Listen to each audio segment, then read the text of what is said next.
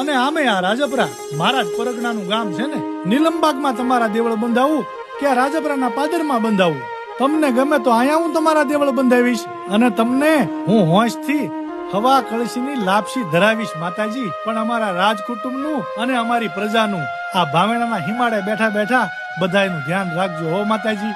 હા રાજન, તમે જ્યારથી મળ્યા છો ત્યારથી બસ તમારા મોઢે તમારી પ્રજાની જ ચિંતા છે. હોય જ ને માતાજી, અમારું રાજકુટુંબ કદાચ તમને હવા કળશીની લાપસી કરી શકે, પણ અમારી 1800 પાદરની પ્રજા એમાં કોઈ ઘર ગરીબ પણ હોય અને તમને હવા મુઠ્ઠીની લાપસી માને ને તો માતાજી એનો સ્વીકાર કરીને એના કામ કરજો, એના દુઃખ ભાંગજો હો માતાજી. એટલું આ ભાવેણાના રાજા આતાભાઈ ગોહિલ તમારી પાસે માંગે છે.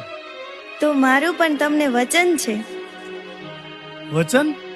શું વચન આપો છો માતાજી? તો તમે પણ સાંભળી લો રાજન. તમારી પ્રજા મને હવા